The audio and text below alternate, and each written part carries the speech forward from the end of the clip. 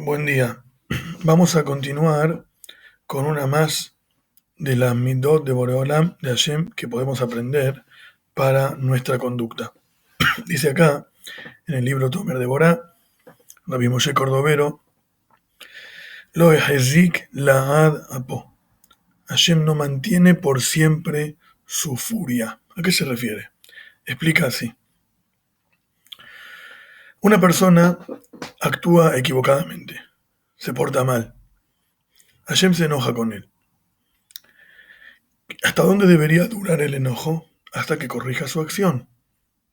Sin embargo, dice el Pasuk, algo muy interesante, que es, Lo ehezik laad apo. Hashem no mantiene por, por siempre su furia.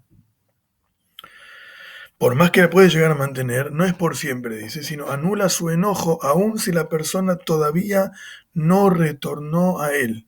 Acá la pregunta es ¿por qué? Vamos a intentar comprender qué es lo que sucede acá.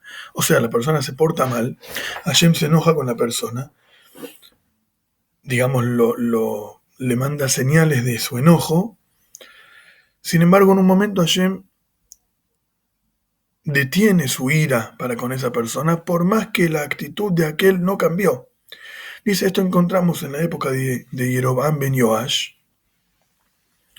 que por más que en esa época en el pueblo de Israel había idolatría, hacían idolatría, un pecado muy grave, sin embargo Dios les permitió volver dentro de los límites de la tierra de Israel, por más que no habían dejado de hacer idolatría. Entonces dice acá, ¿por qué pasó eso? Justamente por esto, porque Dios no mantiene por siempre su furia, sino que va aminorando su enojo por más que el pecado todavía existe. ¿Y por qué dice acá? Porque Dios dice, bueno, voy a dejar de enojarme con ellos y esperar y apiadarme, probablemente hagan teshuvá sin que yo haga nada. Eso es lo que dice el Pasuk, Kiló la netzach ariv, veló leolam etor.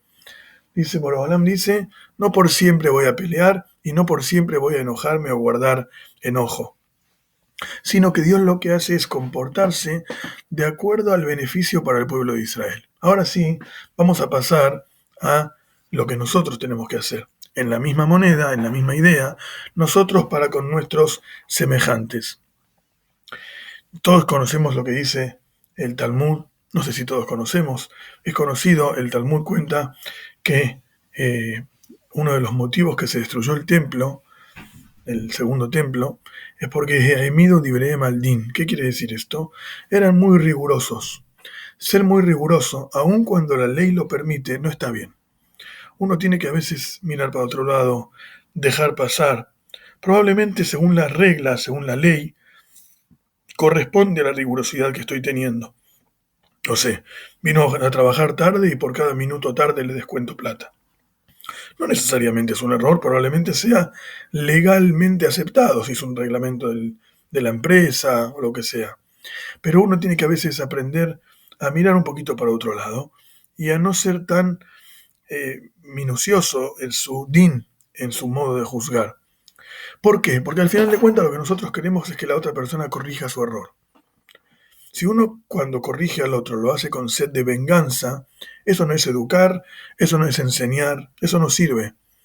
¿Cuándo sirve corregir al otro? Cuando uno lo hace con la meta, con la finalidad de que justamente eso, de que llegue a cambiar su error y a comportarse correctamente.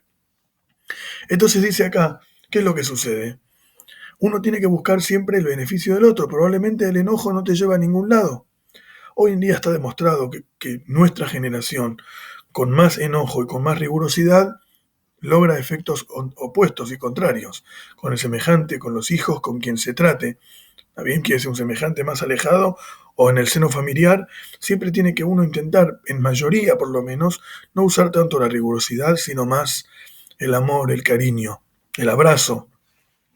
Entonces dice acá, por ejemplo, dice el Pasuk, dice, Gami afu amutar la Adam.